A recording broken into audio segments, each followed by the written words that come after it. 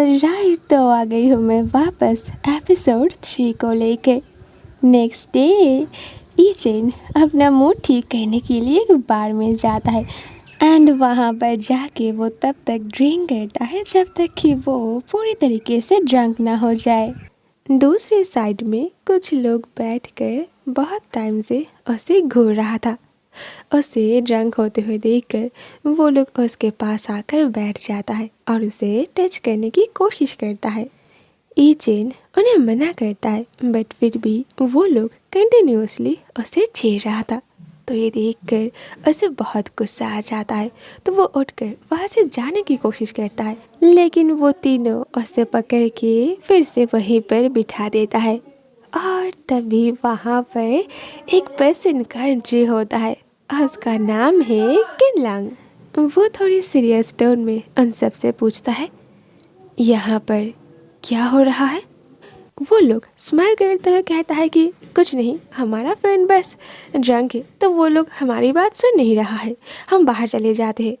तो ये कहते ही वो तीनों ईचेन को पकड़ के बाहर लेकर जाता है, बट ईचेन को पता है कि अगर वो उनके साथ चला गया तो उसका बचना बहुत मुश्किल है, इसलिए वो अपने आप को उनसे छुड़ा कर किनलांग को टाइटली हक कर लेता है और कहता है कि मैं तो उन्हें जानता भी नहीं हूँ, मैं उनके साथ नहीं जाना चाहता। किनलांग को समझ आ जाता है, तो वो जैसे ही उन सबको पंच करने जाता है वो लोग वहाँ से भाग जाता है।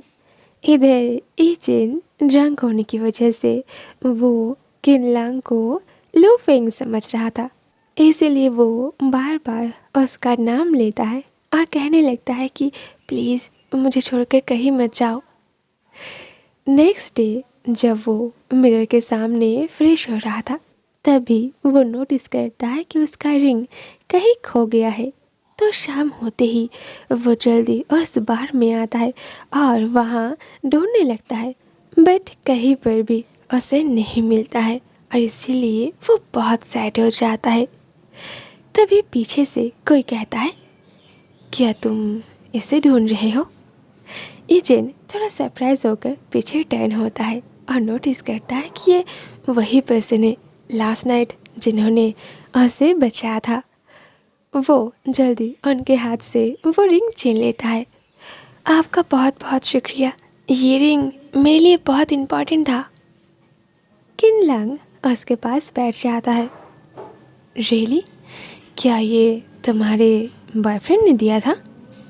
ईचेन बस हाँ कहता है। ओके, तुम्हें थैंक यू कहने की ज़रूरत नहीं है, तुम बस मेरे साथ बैठकर थोड़ा ड्रिंक पी लो, यही मेरे लिए काफ़ी होगा।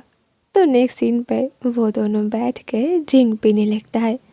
तब जाकर ईचेन को समझ आता है कि लास्ट नाइट वो जिस पर्सन को लू फेंग समझ रहा था, एक्चुअल में वो यही पर्सन था। वो अपने मन में सोचता है, बट कोई इंसान इतना अच्छा कैसे हो सकता है? वो दिखने में भी काफ़ी हैंडसम है और उनका बिहेवियर भी बहुत अच्छा है, तो फिर क्या ये पर्सन मेरे ऊपर इंटरेस्ट ले रहा है? और ये सोचते ही वो जल्दी अपना ड्रिंक ख़त्म करके कहता है, आई थिंक अब मुझे जाना चाहिए, मैं लेट हो रहा हूँ। ये कहते ही वो जैसे ही उठकर खड़ा होता है, उसके कदम लड़खड़ा जाता है, तो किनलांग जल्दी उसे होल्ड कर लेता है। Are you okay? क्या मैं तुम्हें घर ड्रॉप कर दूँ? नहीं, मैं ठीक हूँ, मैं घर अकेले जा सकता हूँ। Oh come on, look at yourself, तुम ड्रंक हो, इस हालत में तुम घर कैसे जाओगे? मेरे पास कार है, तुम बस मुझे एड्रेस बता दो, मैं तुम्हें घर ड्रॉप कर देता हूँ।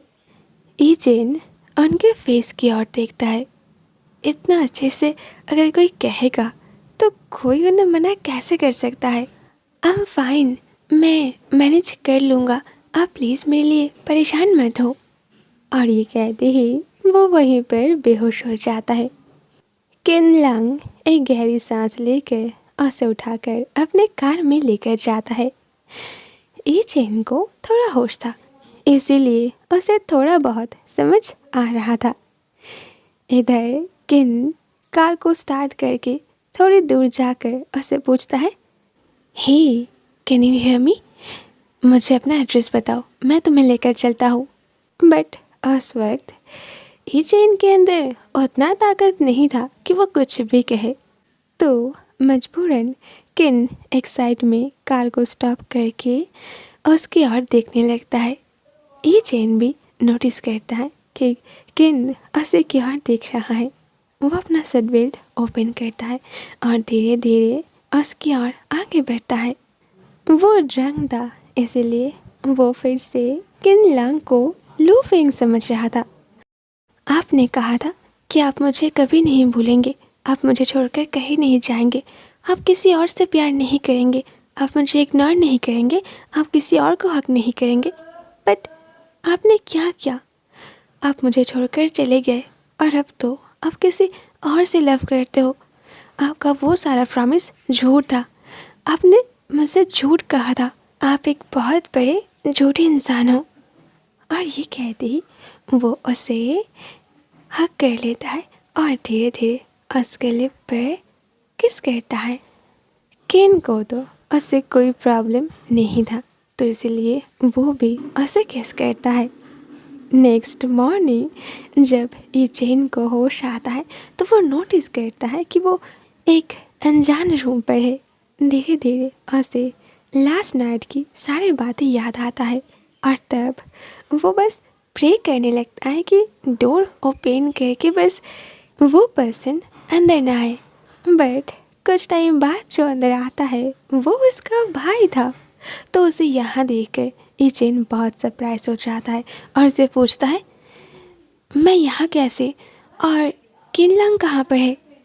उसका भाई कहता है, डोंट से कि तुम चाहते थे कि आज मॉर्निंग तुम्हारी नींद उनके रूम पर टूटे। कम ऑन, तुम और किनलंग कैसे? क्या उन्होंने तुम्हें फोर्स किया था? इचेन उसे कहता है, नहीं, उन्होंने बस मुझे उनके ओर अट्रैक्ट किया था। उसका भाई कहता है, बस, और तुम भी उनसे अट्रैक्ट हो गए? उनका तो काम ही ऐसा है। वो तो उन सबके साथ अच्छे से बात करता है जिनके साथ भी वो फ़न करना चाहता है, और जैसे ही उनका नीड्स ख़त्म हो जाता है वो उन्हें छोड़कर चला जाता है। इचेन थोड़ा सैड होकर कहता है, हाँ तो इसमें कौन सी बड़ी बात है? ये फर्स्ट टाइम थोड़ी ना है जो कोई मुझे छोड़कर जा रहा है। उसका भाई कहता है, ओह गॉड, तुम कब से अपने आप को इतना छोटा समझ रहे हो? देखो, अगर मॉम डैड को पता चला ना कि तुम फिर से कोई मैन के साथ, तो वो लोग तुम पर बहुत गुस्सा हो जाएगा। इचेन कहता है, सो व्हाट, क्या तुम लोगों को अभी भी लगता है कि मैं कोई गर्ल के साथ अपना रिलेशन बनाऊंगा? तो फिर वो तो कभी पॉसिबल नहीं है। अगर मेरे गे होने पर तुम्हें इतना ही अजीब लगता है तो फिर भूल जाओ कि तुम्हारा कोई भाई था। नेक्स्ट डे किनलंग इचेन को एक कैफ़े पर बुलाता है उससे बात करने के लिए। तो वो दोनों जब आमने सामने बैठा हुआ था वो दोनों ही बहुत ऑकवर्ड फील कर रहा था। सबसे पहले किन ही बात करता है, लास्ट नाइट जो भी हुआ उसके लिए मैं माफ़ी चाहता हूँ। इचेन जल्दी से कहता है, कोई बात नहीं, वैसे भी गलती आपकी नहीं था, वो तो। किन कहता है, अगर तुम्हें कोई एतराज़ ना हो तो क्या तुम मेरे साथ रहना चाहोगे? इचेन जाने के लिए खड़ा होता है, तुम मुझे ऐसे इग्नोर नहीं कर सकते, मेरी बात तो सुनो। आप प्लीज़ मुझे रोको मत, मुझे अभी जाना होगा। तो उसे जाते हुए देखकर किन जल्दी से उसे रोक लेता है और उसे हक कर लेता है। मैं जानता हूँ कि तुम अभी भी कल रात को लेकर परेशान हो, पर तुम एक बार सोच के तो देखो, क्या मैं तुम्हें पसंद नहीं हूँ? सच बताऊँ तो मैं तुमसे बहुत प्यार करता हूँ। इचेन का बहुत मन कर रहा था कि वो अभी उन्हें कहे कि हाँ, मैं आपके साथ रहना चाहता हूँ, पर वो ऐसा नहीं कह सकता क्योंकि वो अभी भी लू फेंग को बुला नहीं पाया है। लेकिन किन में भी वो सारी बातें हैं जो उसे पसंद है। वो जिस तरीके से उसे कंफर्ट देता है, उसे नहीं पता ये लव है या कुछ और, बट उसे तो यही सब कुछ चाहिए। लू फेंग के चले जाने के बाद वो अब सच में चाहता है कि उसकी लाइफ में ऐसा कोई आए जो उसे लव करे, उसे टेक केयर करे, उसे कंफर्ट दे। एंड यस, वो पर्सन किन ही है। तो धीरे धीरे अब उसके साथ इजेन का रिश्ता अच्छा होने लगता है। वो दोनों साथ में टाइम स्पेंड करता है, साथ में खाना खाता है, घूमने जाता है और ऐसे ही एक दूसरे के बारे में सब कुछ धीरे धीरे जान जाता है। लेकिन ये सब कुछ इजेन के भाई को पसंद नहीं आता है। वो तो अभी भी उससे नाराज़ है और इसीलिए किन को भी वो पसंद नहीं करता है। और राइट, लौटूंगी बहुत जल्द पार्ट 2 को लेकर। सो सून, टाटा।